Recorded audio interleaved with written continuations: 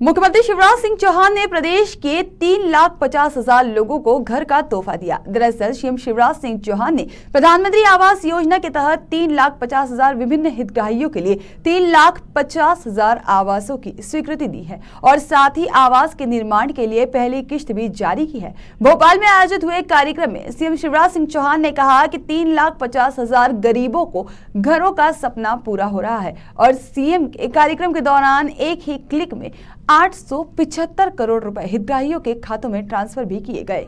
राजधानी के कुशाभाऊ ठाकरे हॉल में आयोजित हुए कार्यक्रम में ग्रामीण स्तर से भी हितग्राही जुड़े, जिनके साथ मुख्यमंत्री शिवराज सिंह चौहान ने संवाद किया। वहीं दूसरी ओर कार्यक्रम प्रदेश भर में स्थानीय स्तर पर ग्राम एवं जिला पंचायत में भी आयोजित किए गए, जहां पर कार्यक्रम में कई जगह सांसद विधायक अपनी सुविधा के अनुसार शामिल हुए। मुख्यमंत्री ने कहा कि मध्य प्रदेश में प्रधानमंत्री आवास योजना के तहत 30,85,000 आवासों के लक्ष्य के विरुद्ध अब तक 23,07,000 आवास बनाए जा चुके हैं। कार्यक्रम के दौरान अपने संबोधन में सीएम शिवराज सिंह चौहान ने कहा कि राज्य में तेजी से मकानों के निर्माण के लिए 51,000 से ज्यादा राज्य मिस्त्रियों को प्रशिक्षित किया गया है और इनमें लगभग 9,000 महिलाएं हैं। कार्यक्रम के दौरान सीएम शिवराज सिंह चौहान ने हितग्राहियों से बात भी की।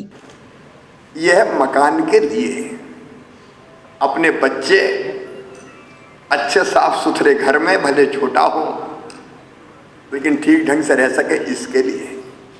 और इसलिए दोनों चीजें, एक चीज महेंद्र जी ने कही कि कोई भी इसमें एक नए पैसे का भ्रष्टाचार नहीं कर पाएगा, उसका ध्यान, और दूसरी हितग्राही को कि उसका एक एक पैसा कैसे हम मकान बनाने में ही लगाते हैं। कई लोग तो ऐसे हैं कि जिनने इस पैसे के अलावा 5-10 हज़ार और लगा के और बढ़िया मकान बना लिया।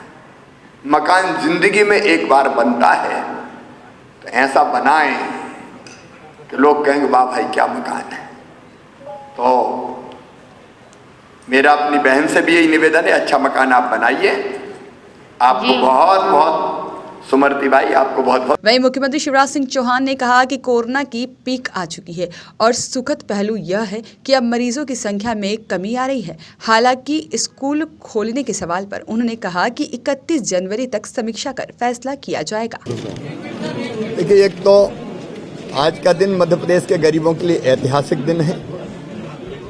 एक साथ 3.5 लाख गरीबों को प्रधानमंत्री आवास योजना के अंतर्गत मकान स्वीकृत हुए हैं और 875 करोड़ रुपया उनके खाते में गया है।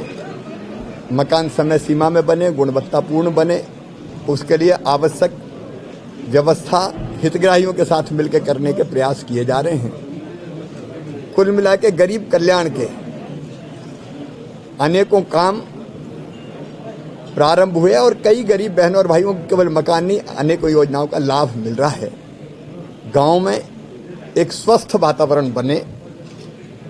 देखिए, जब तक ग्रामवासी खुद अपने गांव के विकास के लिए तत्पर नहीं होंगे, तब तक केवल सरकार नहीं कर सकती। सरकार अपने प्रयास करती है, करती ही रहेगी।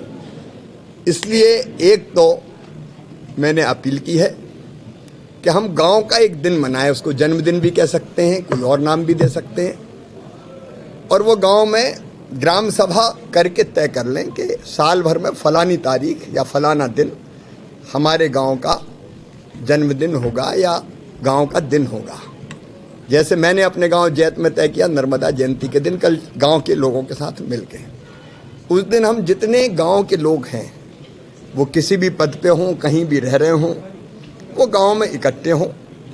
अपवाद की बात नहीं करता, लेकिन यथासंभव इकट्ठे हों और मिलके गांव के विकास की, गांव के उत्थान की योजनाएं बनाएं। उसमें नंबर 1 शासकीय योजनाओं का बेहतर लाभ उठाते हुए गांव कैसे आगे बढ़े, और दूसरा अपनी तरफ से भी अगर हम कोई योगदान कर सकते हैं, कोई आंगनवाड़ी में कर सकता है, कोई स्कूल में कर सकता है, कोई और किसी काम में कर सकता है, तो एक भाव जागृत होगा कि मेरा गांव मेरा तीर्थ जैसी भावना एक आएगी और उसको विकसित करने में उनका योगदान देंगे और गांव में भी एक भाव आएगा। आपस में छोटी छोटी चीज़ों पे झगड़े हो जाते हैं तो गांव की अधिकांश ऊर्जा खत्म हो जाती है आपसी झगड़ों में ही। कुछ गांव बिल्कुल आइडियल मिलते हैं, आज के युग में भी मिल के पंचायत के चुनाव कर लेते हैं, तो एक योजना हम समरस गांव बनाने की, गांव में छोटे मोटी कोई चीज है तो ग्रामवासी मिलके ही तय कर लें।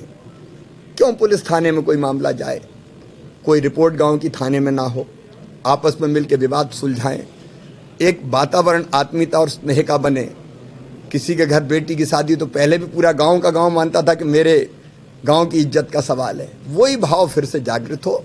तो ऐसे गांव जहाँ कोई रिपोर्ट नहीं होगी 3 साल, उनको समरस गांव कहा जाएगा और उनके प्रोत्साहित करने के लिए और उनके विकास के लिए हम एक अलग योजना बनाएंगे ताकि ये भाव बढ़ता रहे, इस भाव का विस्तार हो।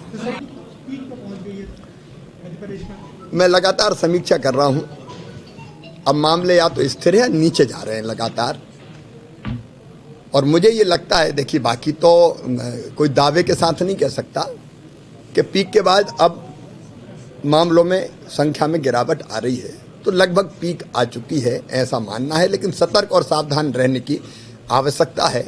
अभी बैठ के हम फिर समीक्षा करेंगे, वैज्ञानिक दृष्टिकोण भी अपनाएंगे। भारत सरकार से भी मैं लगातार संपर्क में हूँ, हमारे जो स्वास्थ्य मंत्री जी हैं मनसुख भाई, उनसे भी मैं लगातार लगभग बात करता हूँ, लेकिन अभी स्थिति पूरी तरह से संतोषजनक है।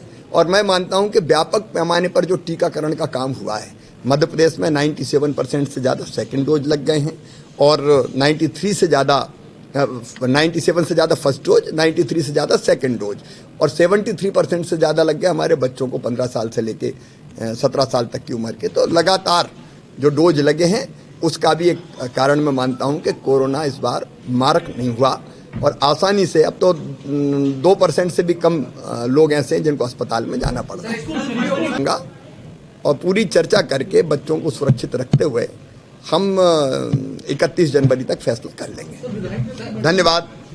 मुझे 1 तारीख को गोवा से चुनाव प्रचार के लिए जाना है, तो पहले हमने रखा था, तो अब अगर गोवा से मैं जल्दी लौट गया तो शाम को ही रखेंगे, नहीं तो एक दिन आगे बढ़ेंगे। हाँ, यूपी भी जाऊंगा, उत्तराखंड भी। खबर मध्य प्रदेश के लिए भोपाल से उमेश यादव की रिपोर्ट।